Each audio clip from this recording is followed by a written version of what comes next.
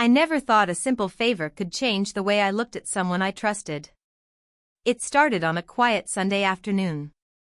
The kind of day when you're not expecting anything unusual, just a bit of peace and time to yourself. My husband, Derek, had gone out of town for a work conference, and I was home alone.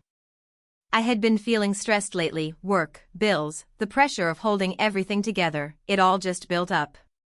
So when our close friend Jake offered to stop by and help me unwind a little, I didn't think twice. He had always been around, like family. My husband trusted him, and honestly, so did I. Or at least I thought I did. Jake had this calming energy. He wasn't flashy or loud, just someone who listened, who noticed things. He saw how tense I was, how my shoulders hunched up every time I moved. He said, "You need to relax a bit. Just let me help. You'll feel better." I hesitated for a second, but then I gave in. I told myself it was innocent. Just a shoulder rub, that's all. No big deal. But the second his hands touched me, something shifted. At first, it was exactly what he said it would be. Just pressure in the right spots, easing the knots, making me breathe a little deeper. But then, something else crept in. A feeling I wasn't ready for. I felt seen.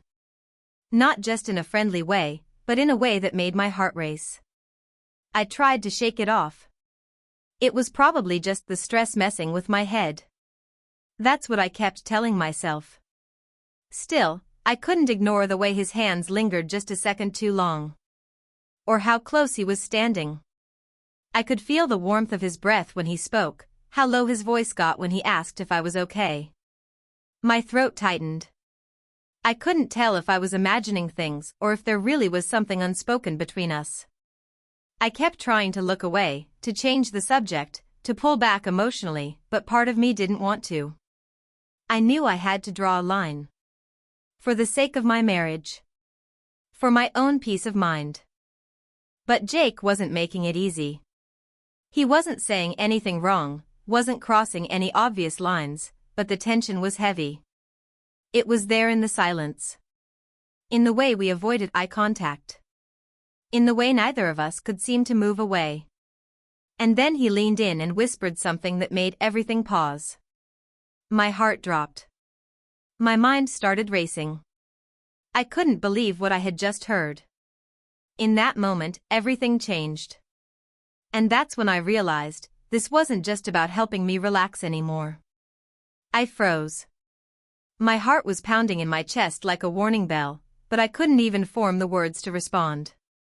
What Jake whispered wasn't anything outright bold or inappropriate, but it had weight. It was something like, "You don't have to keep pretending." And it hit deeper than I expected. Pretending? Pretending what? That I was okay? That I didn't feel the shift between us? That I hadn't noticed the way he'd started looking at me differently over the past few weeks? I pulled away slightly, enough to create a bit of distance, but not so much that it would seem obvious. My mind was running in circles, trying to replay every interaction I'd had with Jake over the last few months. Had I missed something? Or had I ignored it on purpose?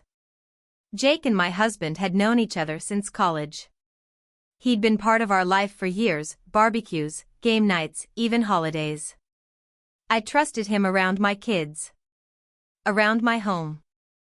And now, suddenly, I wasn't sure if I had misread everything or if something had changed along the way. The weird part was, Derek never seemed suspicious. If anything, he was the one who encouraged Jake to stop by and keep me company while he was away. "You shouldn't be alone all weekend," he'd said with a smile. "Jake's around if you need anything."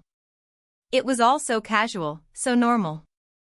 But now it didn't feel normal at all. It felt heavy. Complicated.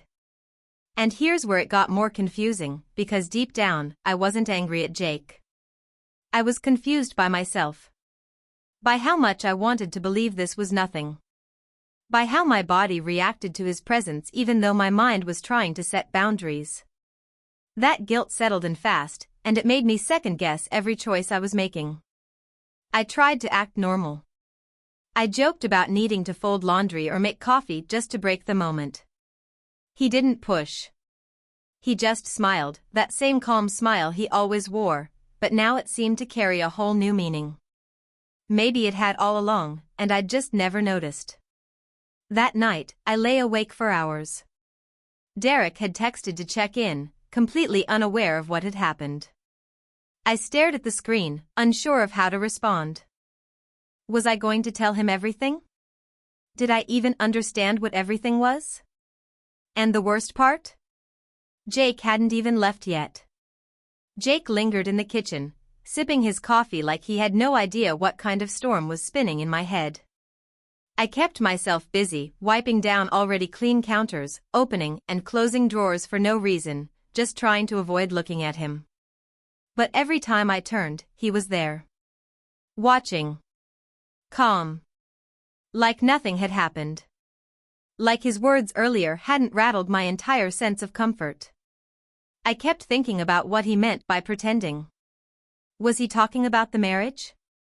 About how distant Derek and I had become lately? Maybe it showed more than I realized. The truth was, things between Derek and me hadn't been the same for months. He was working more, always traveling, and when he was home, he was glued to his phone or his laptop.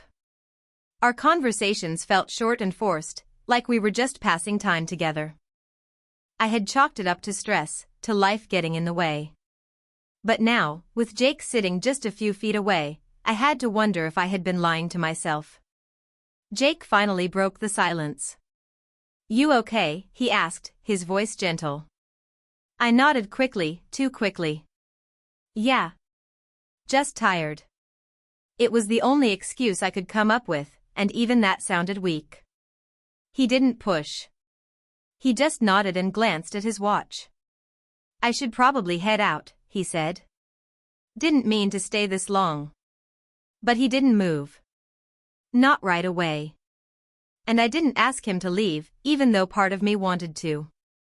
That's what scared me the most. Later that evening, I called my sister, hoping to distract myself. She didn't know anything about what had happened, but she mentioned something that caught me off guard. "You know," she said casually, "Jake's always had a bit of a thing for you. Even before you married Derek."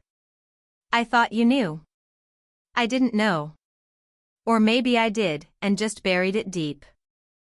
Now it was all bubbling up, every look, every joke, every innocent little moment that suddenly didn't feel so innocent anymore.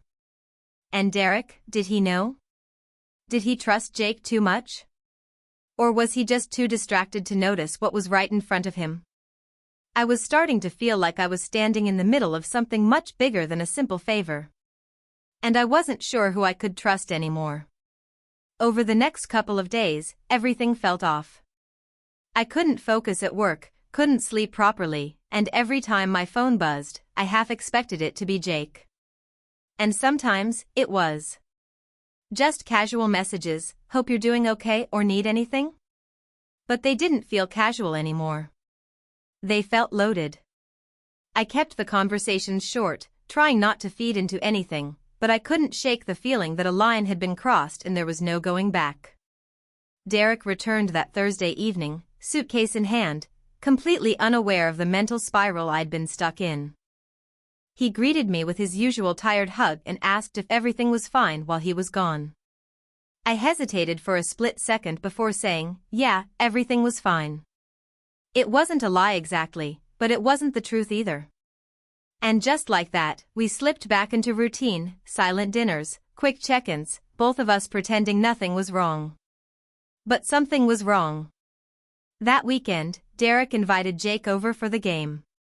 "We haven't all hung out in weeks," he said. "It'll be good." I wanted to say no, make up an excuse, anything to avoid the three of us being in the same room. But I couldn't think fast enough. And just like that, Saturday arrived, and so did Jake. From the moment he walked in, the air shifted. He acted normal. Maybe too normal. He greeted Derek like always, made small talk, even complimented the food. But the moment we locked eyes, it was there again. That tension. That unspoken thing hovering between us. And it wasn't just me who felt it this time. I caught Derek watching us more than once. Not obvious, but enough to notice. His eyes would flick between us when I laughed a little too hard at Jake's joke or when Jake passed me something across the table. I saw the questions forming in his mind. He didn't say anything, but he didn't have to. His silence said it all. Then, while Derek stepped out to take a call, Jake leaned in slightly and said, barely above a whisper, "We should talk." Just us. My heart dropped. He was pushing it now. This wasn't subtle anymore. I stood frozen, unsure how to respond. But before I could say a word, I noticed something even more unsettling. Derek had returned, and he had heard everything. Derek stood there in silence, holding his phone by his side, his face completely unreadable. The room felt like it had stopped breathing. Jake quickly pulled back and tried to play it off like nothing happened, but it was too late. The words were already out there, hanging in the air like smoke. I opened my mouth to explain, though I didn't even know what I would have said, but Derek just gave a tight nod and sat down on the edge of the couch like he hadn't heard a thing. But he had. I could feel it in the way his eyes didn't meet mine, in the way he kept his responses short and forced. The rest of the evening dragged. Jake, sensing the shift, made an awkward excuse and left early. Derek didn't say a word after the door closed. He just turned the TV off, walked into the kitchen, and started cleaning up dishes that didn't need cleaning. I followed him in, heart pounding. "Derek," I said softly, "it's not what it sounded like." He looked at me then, not angry, not yelling, just tired. "Then what was it?" he asked. I didn't have an answer. I couldn't even make sense of how everything got to this point. We stood there in silence, the weight of things we hadn't said pressing in on both of us. Then he said something that caught me completely off guard. "I haven't been around much lately." "I know that," he said. "But I thought I could trust the people closest to me to have my back." "You and Jake?" "You were the only two I never questioned." I wanted to say I hadn't done anything, not really. But I knew that wouldn't be honest. Emotionally, something had shifted. Whether or not I admitted it, there was a crack now, and Derek had seen it. But then, just as I was trying to process that guilt, Derek's phone buzzed again. He looked at it, his expression darkening, and without saying anything, he tossed it onto the counter in front of me. I looked down and saw the name flashing on the screen. It wasn't Jake. It was Lena, Derek's coworker. And the message said, "I miss you already." Last night felt different. My stomach dropped. All the breath left my body. For a moment, I couldn't even move. I stared at the screen, then slowly looked up at Derek. He didn't deny it. He didn't explain. He just looked, defeated. That's when it hit me, this wasn't just about Jake anymore. The cracks in our marriage ran deeper than I'd been willing to see. And suddenly, the questions I had for myself weren't just about temptation or loyalty, they were about truth. How long had this been going on? What was real? And had we both been living in a quiet betrayal long before this moment ever happened? Nothing felt certain anymore. I stood there, staring at the message, my hands trembling slightly. I wanted to scream, to cry, to ask 1,000 questions all at once, but nothing came out. Derek finally broke the silence. "I didn't mean for it to happen," he said quietly, almost like he was ashamed of hearing his own voice. "It started after one of the late trips. I felt like we were drifting and she was just there. The room felt smaller, the walls closing in on both of us. For a long time, I thought I was the one at the edge of the cliff. But now, I realized we were both standing on it, just looking in different directions.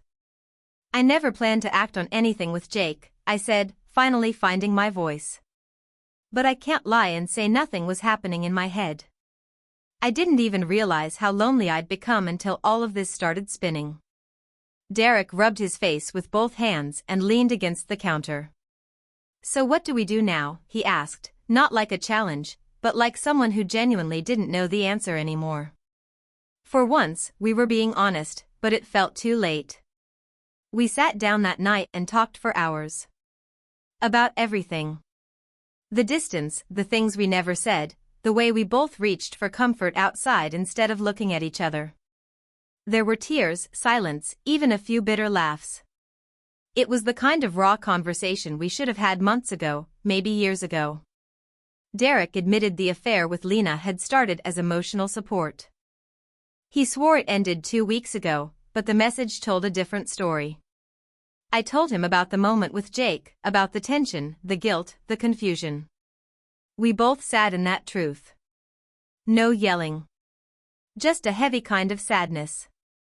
By morning, we agreed to take space. Not out of anger, but to figure out if there was anything left to save. Derek left to stay at his brother's place. I didn't hear from Jake again. And honestly, I didn't want to. But just when I thought everything had settled into a strange kind of silence, a twist came I never expected. 2 weeks later, I got a message from Lena. I didn't know he was married. He told me you were separated. My chest tightened. I read the message again, my mind spinning. Derek had lied to her? That changed everything. Maybe it wasn't just about drifting apart. Maybe it was about something deeper, something broken in him that had nothing to do with me. And suddenly, the biggest question wasn't whether we could fix the marriage. It was whether I ever really knew the man I married at all. I stared at Lena's message for a long time, not even sure how to respond. A part of me wanted to reply and ask her everything, how long it lasted, what he told her, if she truly didn't know. But I didn't. What would that change now? The truth had already cracked everything wide open. Derek didn't just make a mistake. He built a version of our life that didn't even include me. That lie he told Lena, it wasn't just about covering up the affair. It was proof that he had already emotionally stepped out of the marriage long before either of us admitted it. When I confronted him, he didn't deny it. He looked at the floor and simply said, I thought I was doing the right thing by keeping everything separate. I didn't want anyone to get hurt. I looked him straight in the eye and replied, but everyone did get hurt. Including you. Those weeks that followed were strange. Quiet. I took time for myself, real time. I turned my phone off some evenings, started journaling again, and even went on solo walks without checking in with anyone. I realized how much I had lost myself in trying to hold a marriage together that had already begun falling apart. Jake texted once, just to say he was sorry if he made things worse. I didn't reply. Not because I hated him, but because I finally understood that this wasn't about him. Or Lena. Or anyone else. It was about the version of myself I had stopped listening to. Eventually, Derek and I sat down again. No bitterness, no blame. Just two people who had gone through something painful and were finally ready to be honest. We agreed to separate, not out of anger, but because we both needed to grow. Maybe if we had faced things earlier, the ending would have been different. But sometimes, walking away is the most honest thing you can do. Looking back now, I don't see this story as just a story of infidelity. It was a wake-up call. A reminder that relationships don't break in one moment, they unravel slowly, through silence, distance, and the things we're too scared to say. So if you're watching this and you're feeling that weight, the questions, the emotional disconnection, the wondering if it's all in your head, listen to that voice. Ask the hard questions. Speak before silence becomes the loudest part of your relationship. This was my story. It was messy. Unexpected. And, in some ways, freeing. Because sometimes, when everything falls apart, that's when you finally figure out how to start again. A true infidelity story that started with one person trying to help me relax, but ended with me learning how to stand on my own. 18.